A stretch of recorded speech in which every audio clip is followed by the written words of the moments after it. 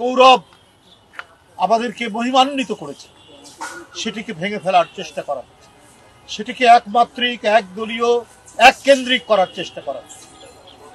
এবং দেখেছেন যে ফ্যাসিবাদের যে থাবা, এই থাবার স্বরূপ কিন্তু একটি, সেটা হচ্ছে নৃশংসতা। ফ্যাসিবাদের যে প্রতীক হিসাবে এই চারু এবং কারুকলা অনুষদে বান্ডেল থাকলে প্রতি সেনমানিতে টাকা বাঁচবে। বিকাশ সেনমানি বান্ডেল কিনে জিতুন প্রতি লেনদেনে। আজকে চারু কারুকলার যারা এখানে শিল্পী, তারা যে প্রতীক এখানে তৈরি করেছিলেন, ফ্যাসিজমের যে প্রতীক, সেটা সেই ফ্যাসিবাদী কায়দায় এসে পুড়িয়ে দেওয়া হয়েছে। ওরা হত্যা, ওরা পোড়ানো, ওরা অদৃশ্য করা, ওরা গুম করা, আমাদের সুমহান ঐতিহ্যবাহী সংস্কৃতির মধ্যে এটা সংযোজন করেছিলেন শেখ হাসিনা।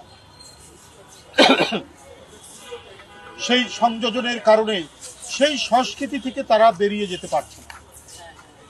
আমাদের সংস্কৃতি ছিল মিলনের সংস্কৃতি, আমাদের আবহমান কালের সংস্কৃতি হচ্ছে ভ্রাতৃত্বের সংস্কৃতি, যেটা মিলনের বোধে উদ্বুদ্ধ করে। আমরা সেটাই লালন করে এসেছি। পাশাপাশি কাছাকাছি বাংলা ভাষী সম্প্রদায়, সে যে ধর্মেরই লোক হন না কেন, যে বর্ণেরই লোক হন না কেন, তারা পাশাপাশি বাস করেছেন। একই সাথে আমাদের সামাজিক উৎসবগুলো আমরা পালন করেছি, একসাথে চর্চা করেছি। ধর্মীয় উৎসবগুলো আমরা নিজ নিজ সম্প্রদায় করলেও প্রত্যেকের উৎসবের প্রাঙ্গণ ছিল উন্মুক্ত। আমরা যেমন দুর্গাপূজায় আমাদের বন্ধুদের বাসায় নেমন্তন্ন খেতে যেতাম, আমাদের ঈদে মিলাদুন্নবীতে, কোরবানি ঈদে আমাদের হিন্দু বন্ধুরা আসতেন। এটাই তো ছিল আমাদের হাজার বছরের ইতিহাসের এক অনবদ্য উপাদান। সেটা হচ্ছে আমাদের মিলনের বোধ, সেটা হচ্ছে আমাদের ভ্রাতৃত্ববোধ। এই ধারাতেই আমাদের সাহিত্য গড়ে উঠেছে, সাহিত্যের মধ্যেই সেই বাণী উঠেছে। আপনারা জানেন, মধ্যযুগের একটি কবিতায় বলা হয়েছে, সবার উপরে মানুষ সত্য, তাহার উপরে নেই। এটা ভাবা যায়। ইউরোপের মতো আমাদের এখানে রেনেসা, ইন্ডাস্ট্রিয়াল রেভলিউশন এই ধারাবাহিকতা হয়নি, কিন্তু মধ্যযুগের এক কবি, গ্রামীণ কবি, তিনি বলে বসলেন, সবার উপরে মানুষ সত্য, তাহার উপরে নেই। কি অসাধারণ কথা! যেখানে রেনেসা হয়নি, যেখানে ফিনান্সিয়াল ক্যাপিটালিজমের কোনো কথা নেই, যেখানে ইন্ডাস্ট্রিয়াল রেভলিউশনের কোনো কথা নেই, যেখানে এনলাইটমেন্টের কোনো কথা আসে, সব ইউরোপীয়। তো সেখানেও দেখুন, এদেশের ঐতিহ্যের মধ্যে মানবতার বাণী ঠিকরে উঠেছে একজন গ্রামীণ কবির মুখ দিয়ে, যে জিনিসটা বেরিয়েছে। এটাই তো আমাদের ঐতিহ্য। এখানে একমাত্রিকতা নেই, এখানে বিভাজন নেই, এখানে বিচ্ছিন্নতা নেই।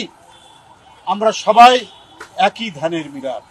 আমরা কেউ চকমকি পাথর, কেউ বিভিন্ন পাথর আমরা হতে পারি, কিন্তু আমরা একই প্ল্যাটফর্মের মোজাইক হিসাবে আমরা পরস্পরের সাথে জমাটবদ্ধ।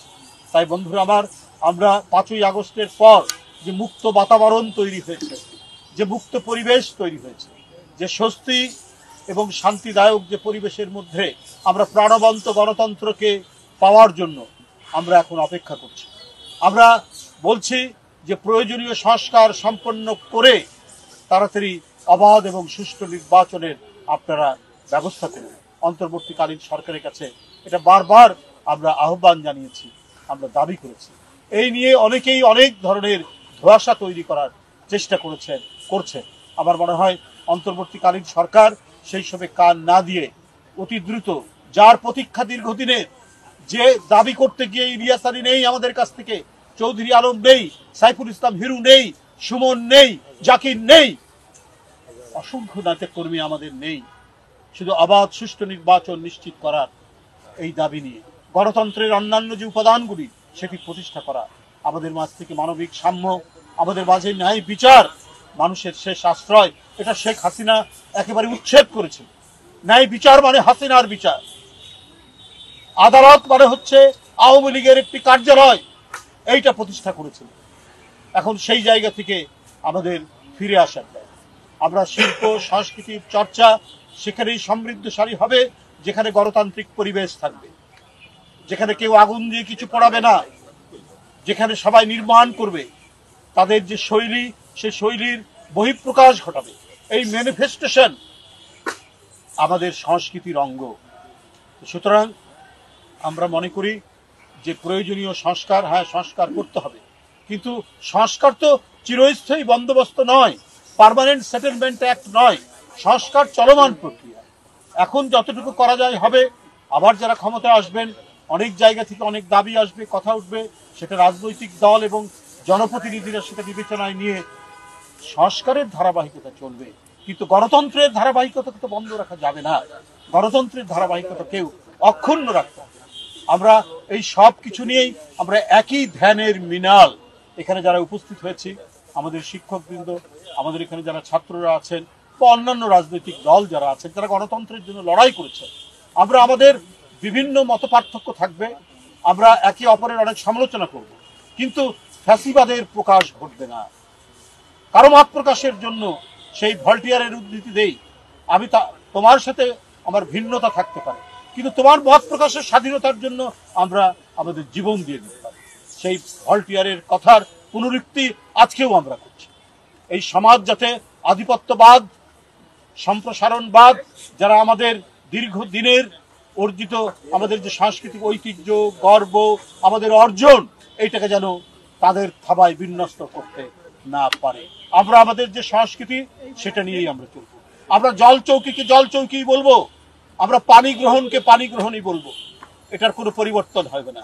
জল চৌকিকে আমরা পানি চৌকি বলবো না, পানি গ্রহণকে আমরা জল গ্রহণ বলবো না। আমাদের সংস্কৃতির অতীত ঐতিহ্যের যে ধারাবাহিকতা, পদ্মা মেঘনার স্রোতের মতো যে বয়ে যাওয়া, এই বয়ে যাওয়া আমরা প্রবাহমান রাখবো।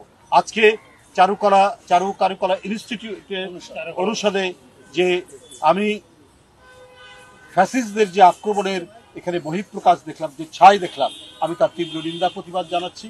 এর মধ্যে আমাদের যারা এখানে দুর্দান্ত প্রচেষ্টা চালিয়ে শিক্ষকবৃন্দ দিনরাত পরিশ্রম করে এবং শিক্ষার্থীবৃন্দ যারা এখানে কাজ করছেন, তারা সবাইকে আমি আন্তরিক শুভেচ্ছা জানাচ্ছি যে তাদের পরিশ্রমের মধ্যে দিয়ে তারা আগামীকালকের পহেলা বৈশাখ আমাদের এবং আনন্দ শোভাযাত্রা অত্যন্ত বর্ণময় হবে এবং সত্যিকার অর্থে আমাদের উৎসবের প্রাঙ্গণকে তারা বর্ণিল করবে, এই আশাবাদ ব্যক্ত করে সবাইকে ধন্যবাদ জানিয়ে আমার বক্তব্য শেষ করছি।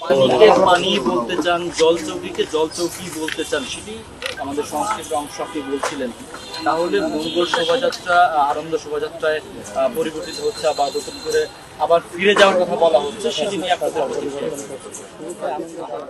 শুরুতে আনন্দ শোভাযাত্রাই ছিল, এটা আমদানিকৃত সংস্কৃতি, এটা আমাদের অরিজিনাল সংস্কৃতি না। এখন যে আনন্দ শোভাযাত্রা, সে আনন্দ শোভাযাত্রাই হচ্ছে আমাদের ঐতিহ্য এবং সেটাই করা হচ্ছে।